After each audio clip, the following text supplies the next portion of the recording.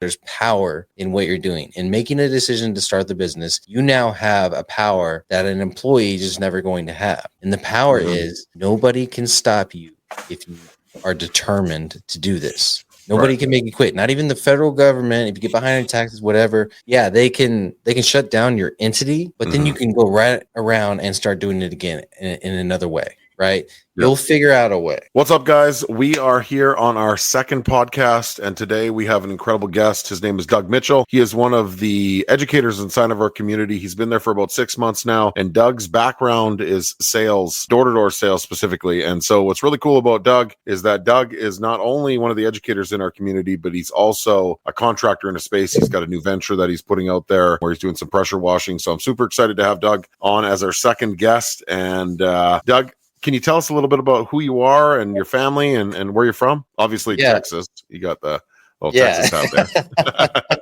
I just realized I had my Texas hat on, so that made it easy, right?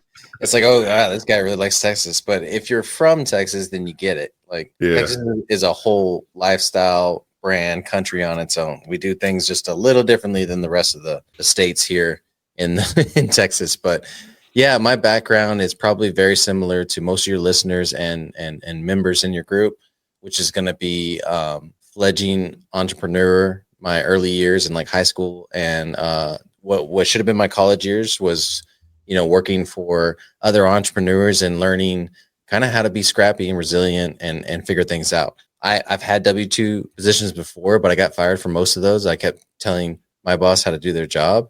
And that didn't really work out for me. So no, not at all.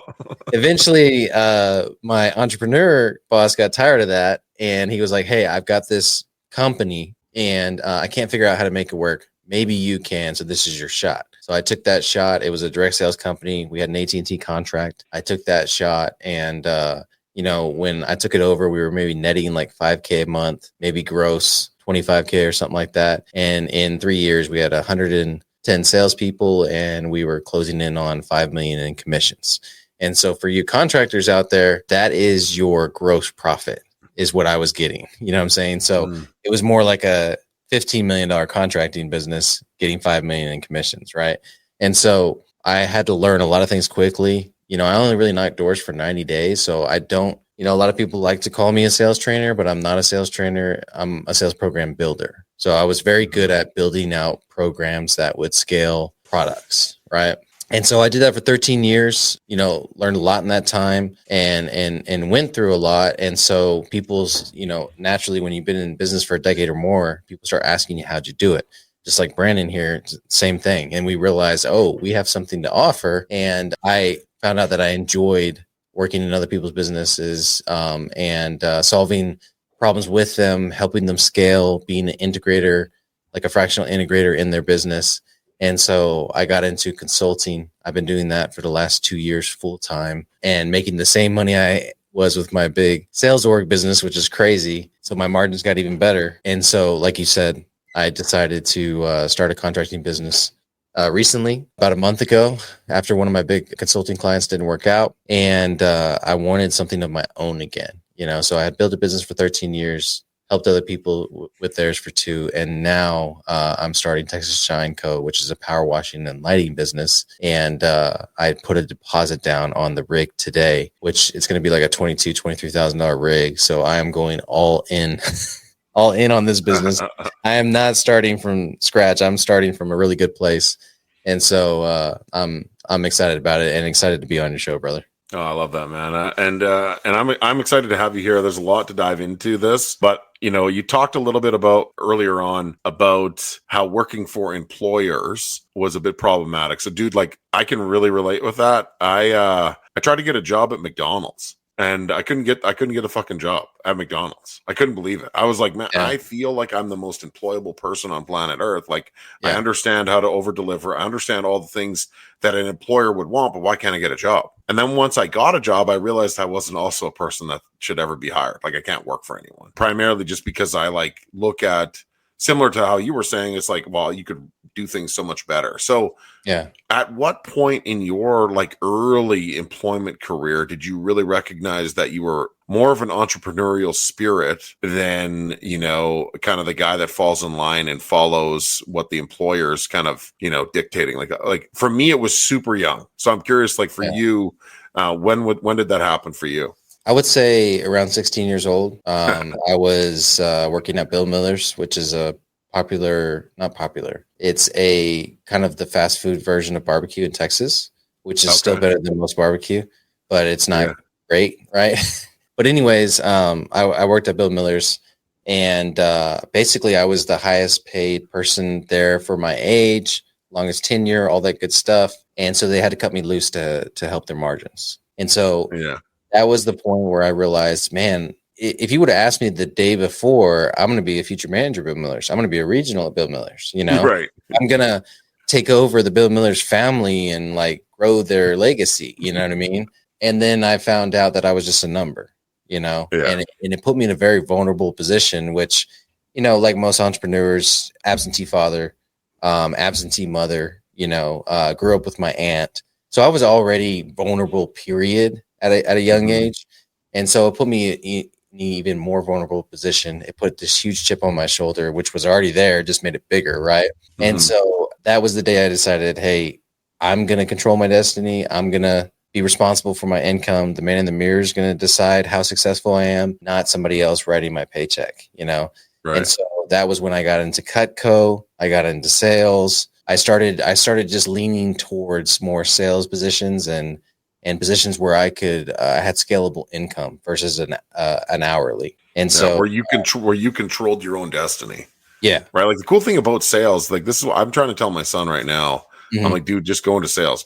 He's like, I want to be a welder. Oh, I want to do this. And it's like, okay, but go into sales first. Because like as soon as you know how to sell something, it doesn't matter where you are in your life. You can just you can start, you know, just like you started this new company because you're confident in the sales process. You understand how to, you know, bring things together. And I think that's like one of the most important skills and abilities with anyone in business is sales. If you can't sell, you're not in business. And this is hard for contractors in general to hear, but you need to hear it. Just because you've been in power, and let's use my example right now. Just because you've been in power washing for 5 years and you learned from, you know, the mini little power washer all the way up to a rig like I'm buying right now, or even bigger rig than that, you're doing like 35 gallons per minute, whatever the case is.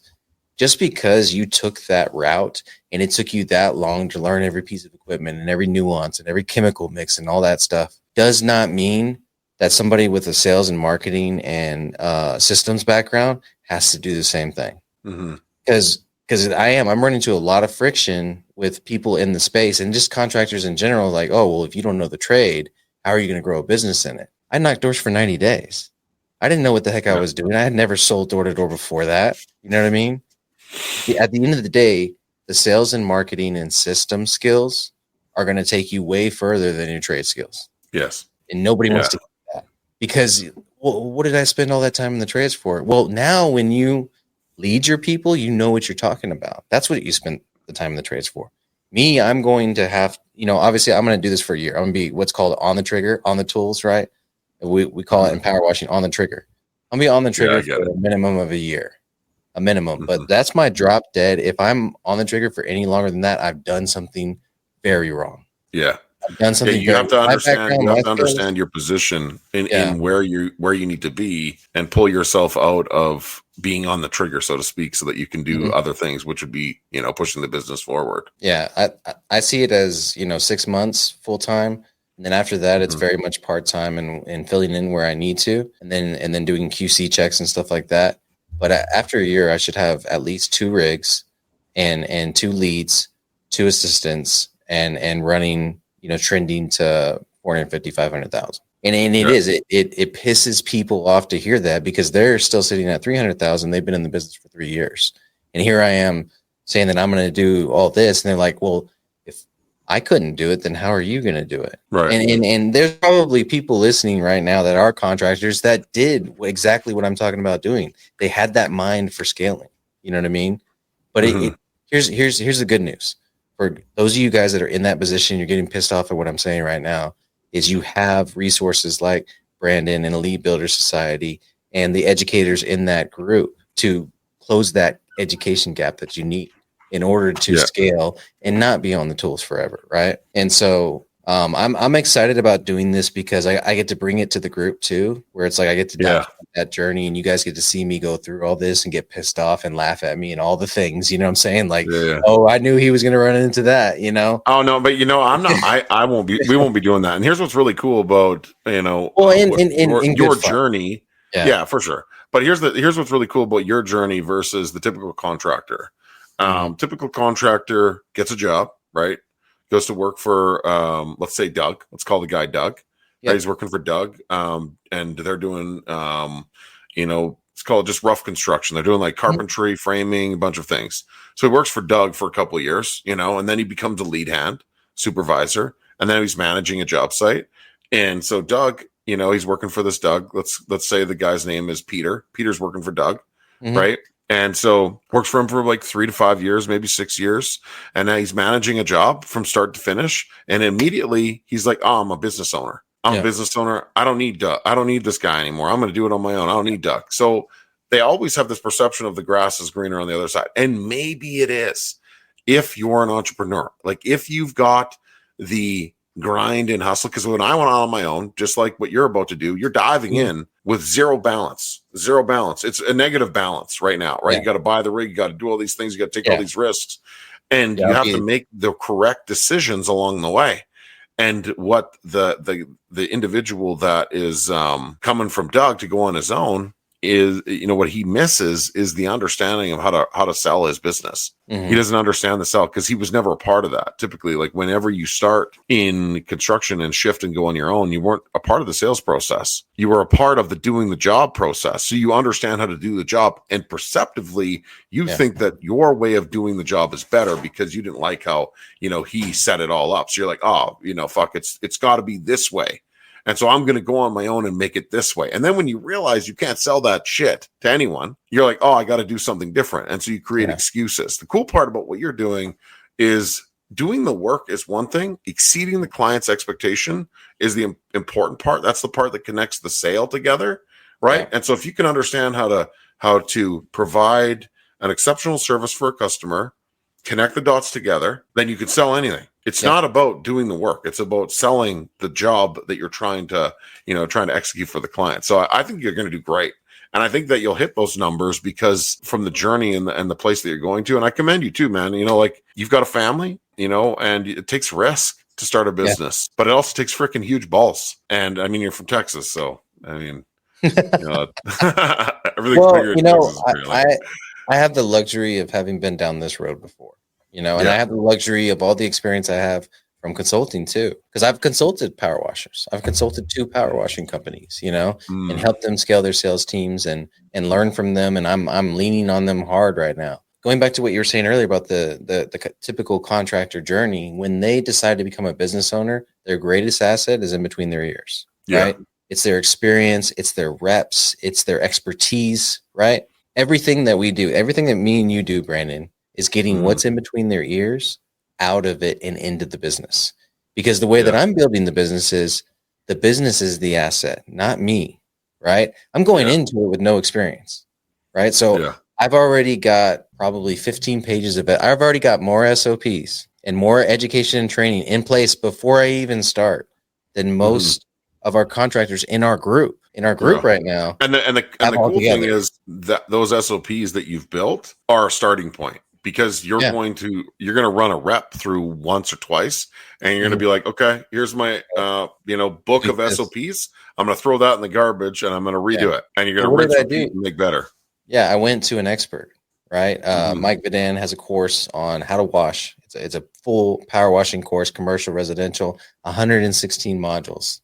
160 modules, and it has SOPs built into it. So you get to download those SOPs, swap them out with your logo, and now I have SOPs for my business already. Now, obviously, day one, I'm going to change them. You know what I'm saying? Like you're saying, like it's all going to be different based on my style, the business that I'm going to set up, right? But I'm also starting with the end in mind. I know there's going to be a guy, like if I just go at this hourly and maybe a little bit of bonuses and stuff like that and make it all about, our culture is family and all this good stuff, right? It's going to be all those things, but I need a real opportunity for these guys. So I'm going to go grab young, hungry guys, and I'm going to show them like, hey, here's where I'm starting you, $20 an hour, and you can get commission for sales, and you have performance bonuses. Boom, here's comp, right? Comp plan is one thing that I talk about a lot, but here is where you can go, and you can eventually do profit sharing on your own rig. You know what I'm saying? And so we can build up to that point. I can help you finance it, and then you'll cut the Texas Shine Coat brand in for a share. And so crazy thing is, when I was younger, this shit didn't exist. Like, I understand what you're talking about, and I do the same thing. Like, a lot of the appointment setters and the closers and the people that we have on our team, they're all on a comp structure, right? And it's like, dude, if somebody came up to me and they were like, hey, like, if I never worked car sales, but if somebody came up to me and they're like, you get paid by how many cars you can sell, I'd be like, oh, okay. Like, is there a limit? Is there a limit to how many? That's my favorite question when somebody asks that. It's like, hey, is there a limit to how much commission I can make, or is there a limit to my income? I'm like, hell no, I've never built any comp plan with that. Why would you? And like, that's corporate stuff, Oh, it's game changing when there is no limit. Like, I actually thought about this not that long ago. I was like, a friend of mine owns a big dealership, and he owns a commercial commercial setup. And I was like, you know what? Maybe just for fun, I'll go to him and say, hey, like, who's the highest seller on your team? What is the limit? Where are we at here? Like, what are we trying to sell here?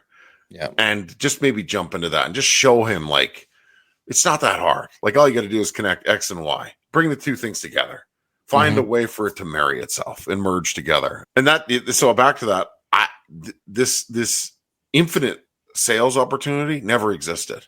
Yeah. And if somebody would have came to me like what you're talking about, and I was young and I was hungry and I was thirsty, and I was like, oh, you mean I could own one of these trucks one day? Yeah. All I got to do is go sell. I mean, like, I'll just do it. Is there a limit? Yeah. Like that? That's literally what I'd be asking. And so, you're a father. You've got two boys, right? Yeah, 2 boys and a girl. 2 boys and a girl. And so, I mean, I'm no disrespect to women or anything like that, but I think men should be sales machines. And I definitely think that there are women that are sales machines as well. But curious, like, do you feel like your boys are you trying to position them into like kind of that sales mindset? Like, do you like, run little exercise and little things that they're kind of like playing with in their, it's a bit of like an urgency. It's a bit of like like an energy that, and my son, honestly, he's just low key. He's like, no, I'm just going to be a welder. I'm like, I want to build stuff. I'm like, okay, I appreciate that, but like, got to become a monster. So it's interesting with my kids because my older 2 are entrepreneurial minded, so they have it built into them, which is exciting. Yeah. I don't have to like learn them, right? Yeah. In terms of that hunger, Yeah. So far, my son has done obviously the gum and snacks business everybody does in middle school, right? He's also done a knife refurbishing business. Now, this is all like selling to his friends and stuff like that. So it's nothing official yet, right? We had built, before I decided to do the power washing, we had built out a trailer rental business because I have an enclosed trailer and an open trailer, a utility trailer. Yeah. And so we were about to start that when I pivoted to the power washing, right? And then he's also done, he has a shoe cleaning business right now. So he'll make anywhere from $30 to $60 a week cleaning shoes for his friends, $10 to $15 for a pair or whatever. He'll clean them right in front of him. He'll whip out his gear, and so he's got that, right? My daughter, she probably sells the same thing, $30 to $60 a week in baked goods. So she's got a baking business, and probably 2 to 3 nights a week she's baking cookies, There you go. So that, for the most part, was organic. Yeah. What they weren't ready for is when they asked me a question like, hey, Dad, how do I make it easy for people to order? Okay, so we need to set you up a landing page. We need to set you up a schedule, on a calendar. You know what I mean? And like, boom, I had the whole system built out for them like that, right? And and they just were like, I know what you do now. I get it. Yeah. And so, all that being said, my daughter is split between a lawyer and a teacher right now. So if she's a lawyer, this business that I'm building is a legacy business, right? but I also have, my podcast partner's business. I have my consulting business. So I see her as someone, if she decides to get into the family business, to be our legal arm for all of our businesses. Right. Right. And so my son is the true and true salesman, true and true middle child, him against the world. He's always angry. He is going to be built to be an entrepreneur. You know what I'm saying? Mm-hmm. Like chip on his shoulder for no reason, because he's he's got the full family. He's got his mom and dad at home. He's got us supporting him, all the sports practices, coaching, all that good stuff. Like he's got a great family dynamic, but he still like wants to just run away and make his own way. He's just got that in him, So what I'm realizing is, some of it was my childhood, but some of it is just genetic in me, Yeah. And so, and then my youngest son, he's the one that's going to be a firefighter, police officer. He's going to protect people. He is our protector.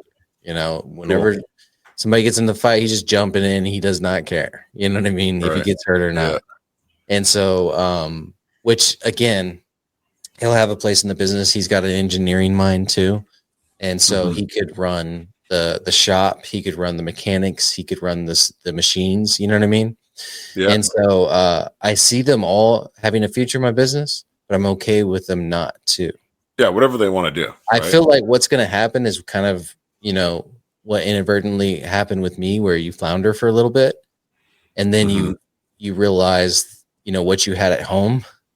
And so I think they're all going to go out. They're all going to make their own way. And then probably around 27, 28, they're going to say, hey, Dad, I've been doing this for a while, but can I come do it for you instead?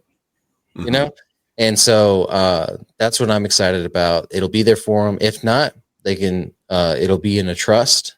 You know what I mean? When I eventually hand over the executorship of the trust to one of them, and they'll always benefit from, what I've built. But they'll never be forced to be in it or expected to be in it or any of that. I want them to come willingly, No, I love that. My daughter, she's got a little bit of an entrepreneurial mindset. Like she's always doing little bracelet things and different little sales and stuff. And I mean, the downside with it is like it's like up and then down. She's trying to get a sale and they doesn't get a sale, and then she's defeated and moves on to the next things, cupcakes or get bracelets or whatever. We all gotta go through that, right? I mean, it's cute because you're trying, right? The cool thing is, like in business, the first thing you got to do is just try. And if you don't try, then you don't know. Like, what if, the what if thing always exists. And there's a lot of people that look at other people in envy and they're like, oh, I wish I could have done that. Well, you didn't. You could have done it, but you didn't. Well, and I'll drop this nugget on you. And this is something that I've been saying a lot lately. And it's businesses don't fail. The owners quit. Yeah. Businesses do not fail. The owners quit. Because at the end of the day, no matter what its title, what the LLC is under, nobody can force you to quit your business. You have to sign a piece of paper that says, I won't do this anymore. You have to sign a piece of paper that says, I give up, the bankruptcy, whatever the case is, right? And don't get me wrong, I've had businesses fail. I have quit businesses. Yeah. Quitting is not necessarily a bad thing, but at the end of the day, you have to quit for your business to fail. So it's also okay to quit if the business is like you've said you failed or quit businesses. Yeah. I have too. They're just for the wrong ones, right? Like, or you moved up to another position of life. And, and you have to be really consciously aware of like what's going on around you to make sure that you're listening to yourself and moving in the direction that your mind and your spirit are moving, right? You can't just sit in a place that's truly making you unhappy. It doesn't mean that you have to continue to force it along. If you find that something else, like power washing is going to be your next venture, then go all in on it. And whatever else you're doing, that's okay. That you don't need to continue to do that, and that's why I really encourage my daughter. She's like, well, it's not really working. So it's like, okay, cool. Let's move on. Like, what are we going to do next? Yeah. Let's go. So, the reason I say that, one, it anytime you can piss somebody off, you're getting somewhere. Anytime you can strike a nerve, you're getting somewhere. Okay. Because now they get pissed off for a little bit.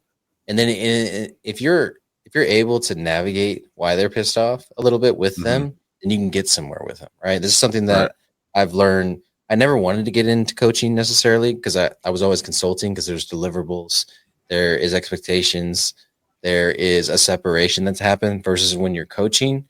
Like they look at they look at their success as your ability to coach sometimes, which isn't Yeah. fair, but that's the way Yeah. it is, right? So I fell into a coaching position with a younger kid, you know what I mean? And things have gone really well, right? But that's one of the things that I've had to realize in coaching. I need to piss him off a little bit before he's willing to make a change, you know? And so sometimes that has to happen. But all that being said, I'm saying what I'm saying because there's power in what you're doing. In making a decision to start the business, you now have a power that an employee is just never going to have. And the power is nobody can stop you if you are determined to do this.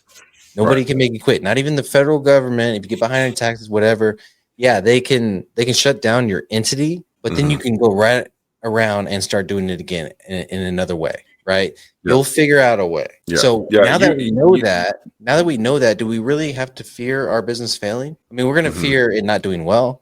We're going to fear not paying the bills. But this fear that people have of businesses failing and that they project on other people. I can't tell you how many people said, dude, you might fall on your face in the power washing industry. It's like, have you not seen me the last 15 years?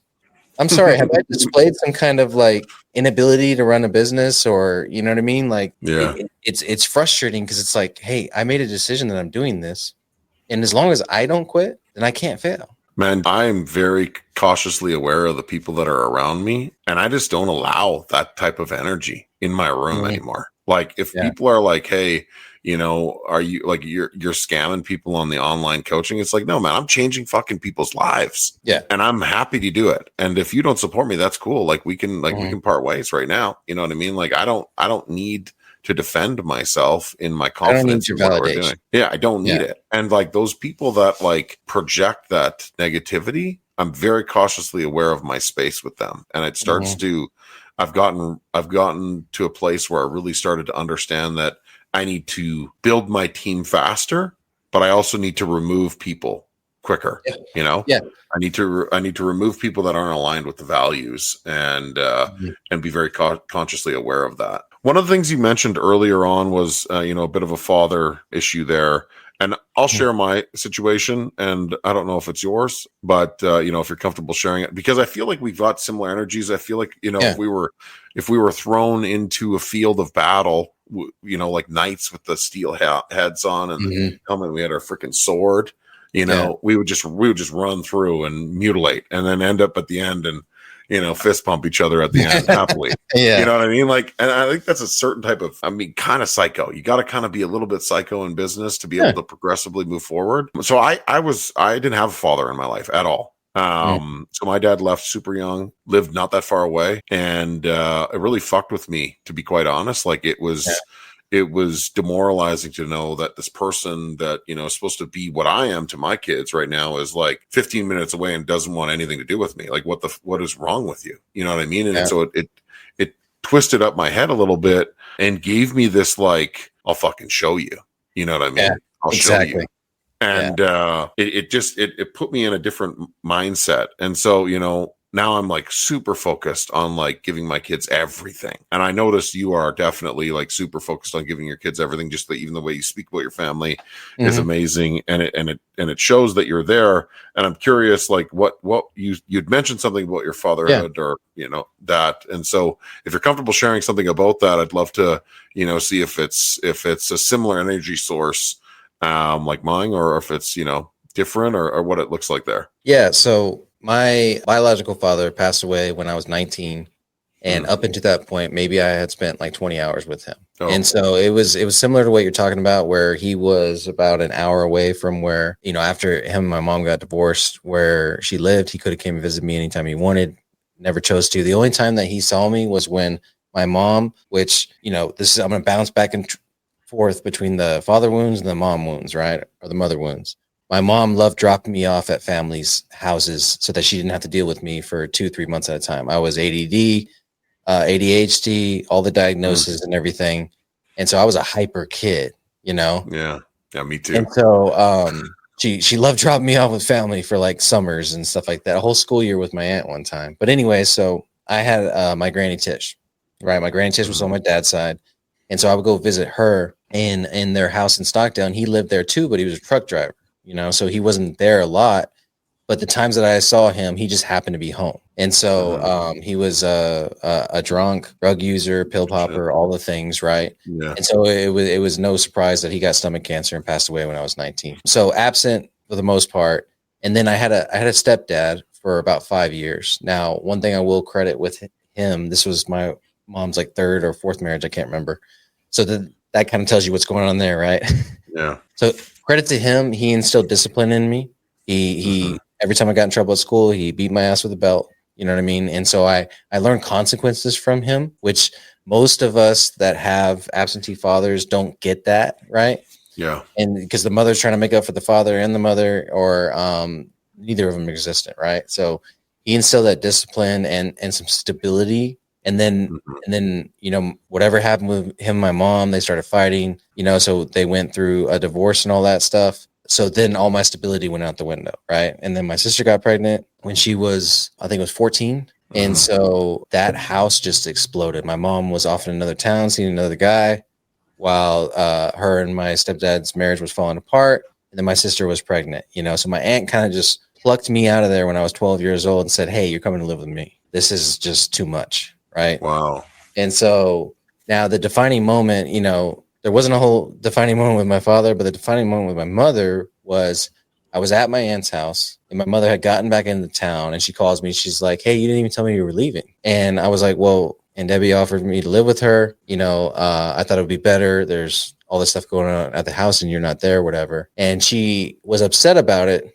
but she never came to get me. Yeah. You know, and I didn't realize it until years later. It's like, hey, she should have came and got me if she loved me. Yeah. You know what I mean? Like, I think about my kids now and I think about my wife now. And if my daughter like came up to her and was like, hey, I'm moving in with my tia, you know, which is Spanish for aunt. Yeah. My wife would laugh at her. Like, yeah, exactly. Yeah, right. Yeah. You know, that is What are you talking about? You know what I mean? Like, and same thing with Mike. I can't imagine, you know, and then let's just say like I went on a business trip and I came back and my kid, you know, for whatever reason, something happened with my wife and my kid moved in with their uncle or something like that. I'd be like, I would freaking fight my brother to get my kid back. Yeah. You know what I'm saying? Yeah. Like, there's no way. And so, dude, it's crazy. You know, like, I mean, your upbringing was different than mine. I was a hard fucking kid for my mom. It was hard. Like we didn't have somebody come in and whip me with a belt. I was, you know, a 6'4" giant, and my mom was just a little person, you know, working her ass off just to try to survive. And, you know, meanwhile, my dad is, you know, not that far away, making good money, could have helped out, didn't really help out, wasn't really around. So it was really just dysfunctional situation that we got through, right? We got to today, you know, just like you got to today. And there are certain people that position themselves throughout your life that really are really important and signify, you know, where you're going. I think throughout life, I think quite frequently about like this left-right opportunity. You know, you're walking down a path and you're faced with a left-right opportunity. It's you go this way, there's going to be this type of reaction. You go this way, it's going to be this type of reaction. And sometimes you don't control the direction that you're going in, but you can always try to do your best to navigate the direction that you're in. You know, just like you pivoting into the pressure washing business, you had to make a decision, right? You were faced with a wall where, you know, this other venture wasn't working. Yeah. And so for your family's sake, for your sake, for everyone's sake, you had to make a decision and own it. And I think that's what a lot of business owners struggle with. And that's why we have so many great educators like yourself in the community, is to just try to give them like a sense of encouragement where it's like, go this way, try it out, right? Go down this path and feel it out for a little bit. It's your journey, you know, you're in control, but just like start moving forward.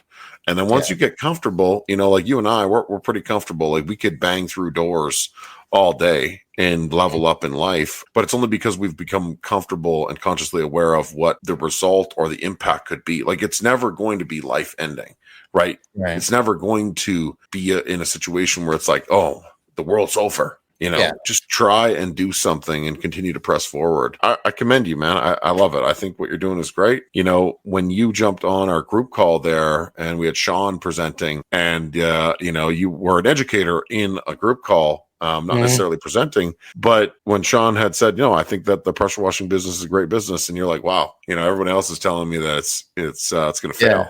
You're the first person that said it's not going to fail. And here's the thing, this space and the community and the group that you're in are people that have that type of mindset, right? The people that are in that room aren't thinking down on doing, they're thinking supportive, right? And that's really what a lot of people need, is just need a little kick in the ass to say, hey, I think that's a great thing. Like that conversation with Sean might have given you like 10% more motivation, right? Just a small little nudge, and that helps guide you through that path that you're currently on. So I think that was awesome. Yeah, I think Well, there's so many like educators and coaches and consultants out there that want to just do the fluffy stuff, which is motivation and mindset and all that kind of stuff, right? But Sean, and this is the same way I am too when I'm running a call or consulting. It's like I'm gonna give you the tactical stuff. You know what I mean? The stuff that can actually move your business forward instead of just trying to help you feel better about your situation. You know, it's like, I'm going to give you, this is what I did. This is what I did here. And then that's what Sean did. He gave me 3 things that I could do with the real estate industry to better my business. Yeah. You know, and that's huge. When you hear an educator start talking like that, you know that they're worth their salt, versus when it's like, hey, you gotta not give up and just keep going and wake up at 4:30 in the morning, and you know what I mean? It's like, right. I got plenty of that on my Instagram. Dip your head in ice water. Yeah, exactly. Yeah, that'll solve everything. Yeah. There you go. No, man, I think it's great. I think what you're doing is awesome. Commend you. I think it's great, and I really appreciate you coming on as our second guest. So, question: if you don't have this, it's okay. But do you have your social channels and everything all set up for the car washing business? Where can people go find you? Yeah, and so they're all set up. We haven't contributed or done anything to them yet, but it's all Texas Shine Co. So Texas Shine and then CO. And so that's what all the handles are. There may be some different iterations there, but honestly, just follow me at TXBizDad. Now, I do know that everywhere I am, it's TXBIZDAD. If you follow me there, you're going to see all the Texas Shine stuff. Cool. Well, you're going to have to get yourself your little logo across the hat. Should be Texas Shine. Yeah, exactly. Just a huge banner right there. They're on order. I appreciate you coming on as our second guest, and appreciate all of you tuning in and listening. Lots of great episodes to come up, and thanks again. Absolutely, brother.